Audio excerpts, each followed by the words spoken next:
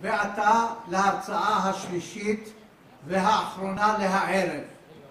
פרופסור נור א-דין אולבאס מאוניברסיטת פאס. הוא ירצה על המסורת שבעל פה של היהדות הדוברת תמזיגת. פרופסור נור א-דין אולבאס הוא דוקטור בחקר המזיג, נשיא הפורום הלאומי לדיאלוג אינטלקטואלי, והשתתף בכינוסים רבים בנושא הסובלנות והחיים המשותפים. פרופסור אולבאס, בבקשה.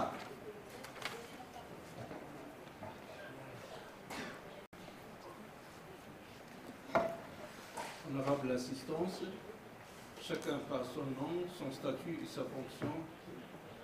Bonsoir.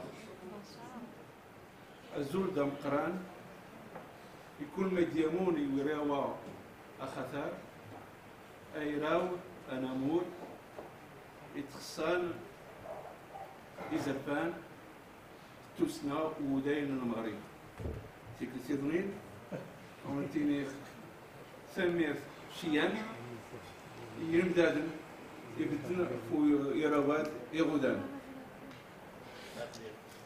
سلام Shalom. Je suis très honoré de prendre part à cet événement grandiose. Et par devoir de reconnaissance, je tiens à remercier infiniment mon cher ami Abdullah Ozetan qui m'a invité. Je remercie également à travers lui Dr Abraham El Arab, Dr Shimon Ohayoun, Dr Farid El-Bachar et d'autres membres du comité d'organisation.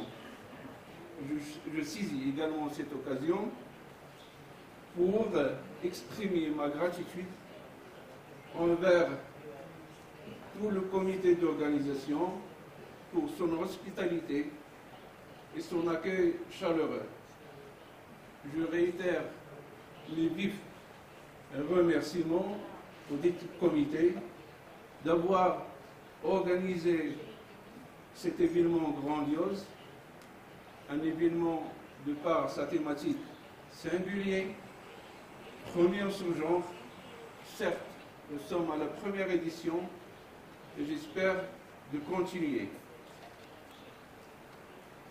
Ma présentation s'intitule La tradition orale judéo-amazigh. Je vais la voir du côté du patrimoine matériel et immatériel transmis de génération en génération par Paul Portage.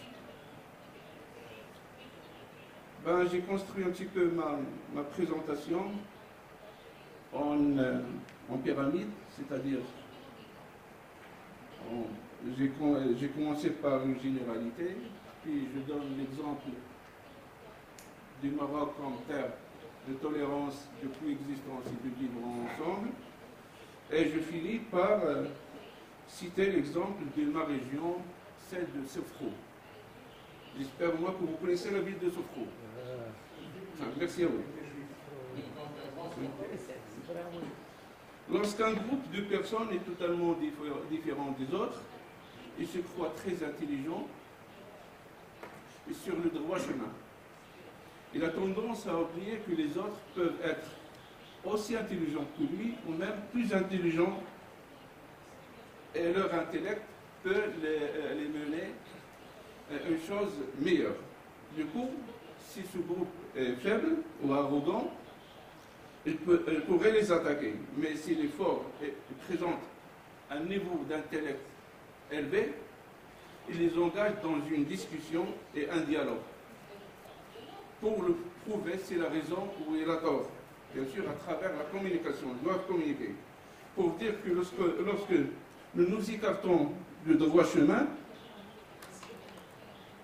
et du chemin de la raison, quand nous rejetons la vérité, nous méprisons les gens. Nous avons des relents de l'orgueil et de l'arrogance. Mais si nous défendons l'humanité en général et la paix sur terre, nous sommes respectueux envers les autres Comme ça, nous allons servir l'humanité en enseignant ces valeurs nobles. Ce nous engage dans un respect mutuel qui se traduit par la coexistence pacifique dont nous avons tant besoin aujourd'hui. Autant je suis passionné par l'islam, il y a des gens qui sont passionnés par le judaïsme, et il y a bien évidemment des gens qui sont passionnés par le christianisme. Il y a ceux qui sont d'accord avec nous, il y a ceux qui sont en désaccord avec nous, et il y a d'autres qui sont indifférents. Ceci dit que nous devons être convaincus de coexister pacifiquement avec toutes ces divergences d'opinion et d'opinion et de croyances. Et c'est là où réside la tolérance. À ce titre, nous rappelons que les êtres humains sont tous filles et fils d'Adam et d'Ève. Nous avons tous la même origine sur terre. Estimons que juifs, chrétiens et musulmans, qu'ils soient d'Orient ou d'Occident, doivent vivre pacifiquement et en parfaite harmonie, sans rejet ni discrimination. Doivent vivre pacifiquement et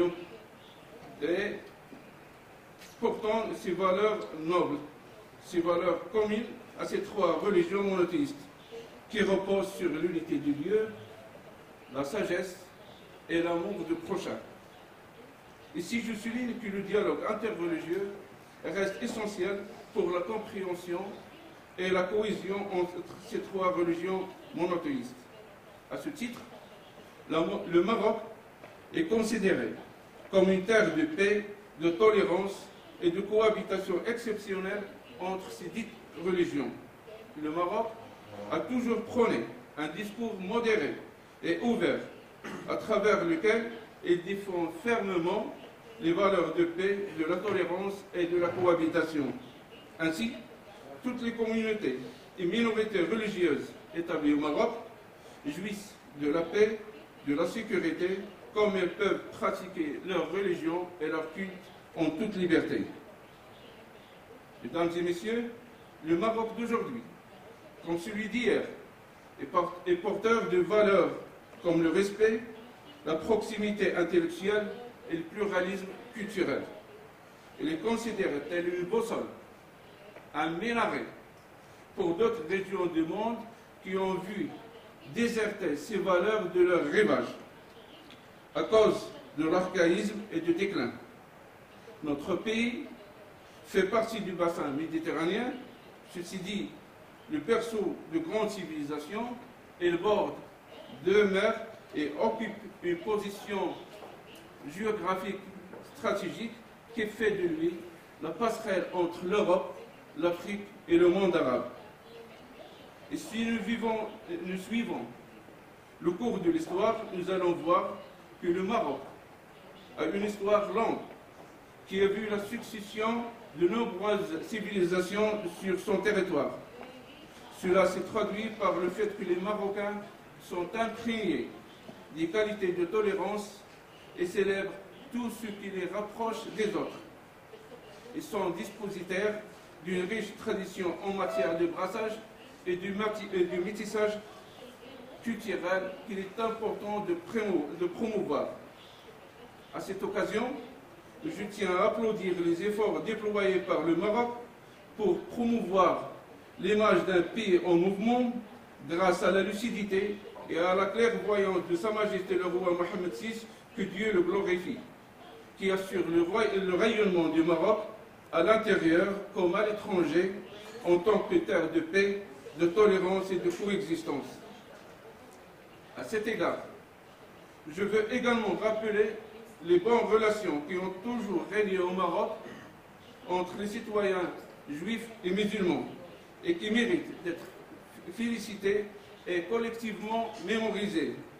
Les Juifs du Maroc se souviendront pour toujours de la position historique de feu Sa Majesté le roi Mohammed V, qui durant le régime de Vichy a garanti sa protection magnanime à ses sujets juifs en déclarant aux autorités qu'au Maroc, il n'y a que des Marocains.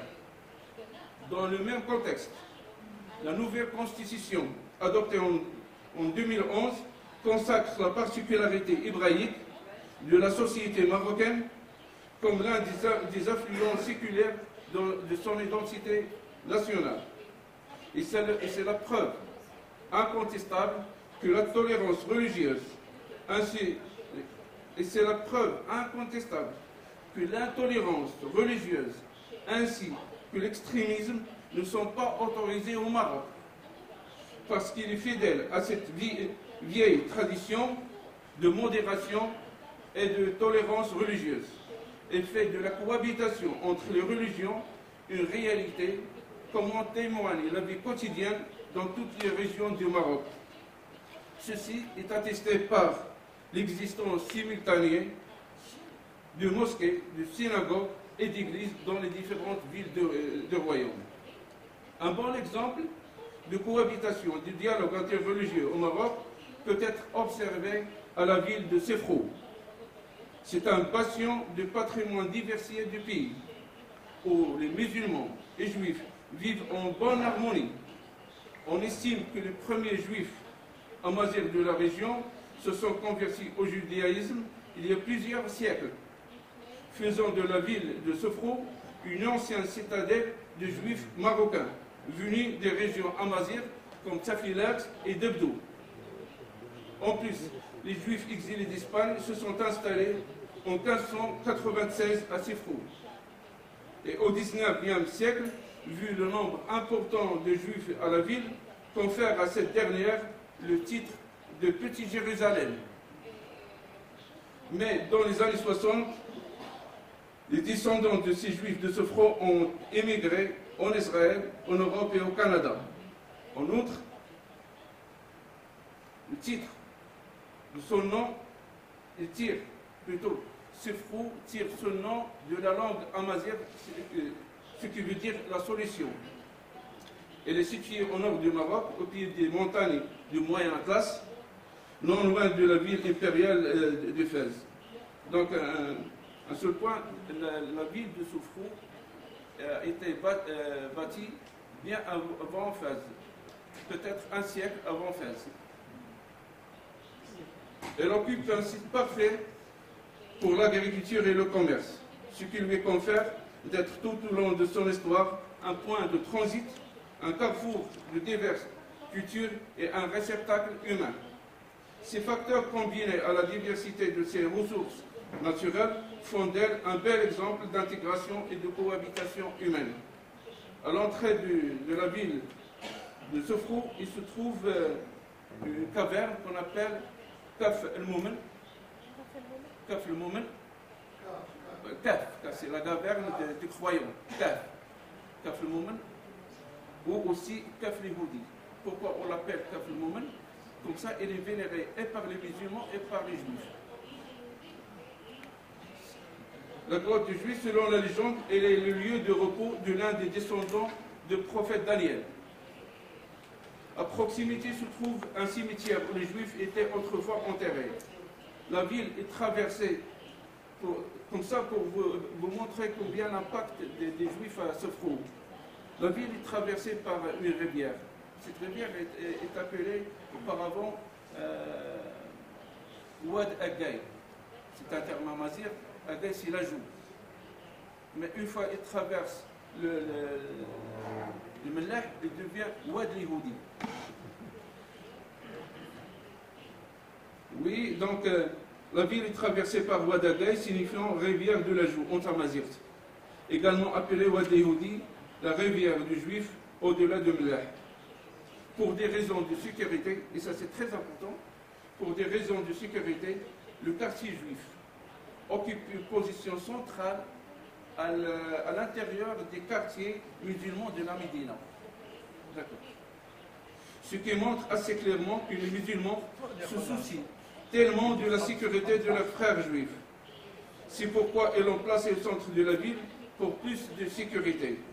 Au sein de Mellah, il est bâti sur une superficie d'environ la moitié, faisant la moitié de la ville de Sofrou, on remarque l'architecture typique. C'est ici qu'on entre dans le patrimoine matériel et immatériel des Juifs de Sofrou. L'architecture typique juive, caractérisée par des maisons avec des balcons qui donnent à l'extérieur. Parce que les maisons traditionnelles musulmanes, elles s'ouvrent à l'intérieur. On trouve également l'école talmudique, l'orphelinat et la synagogue.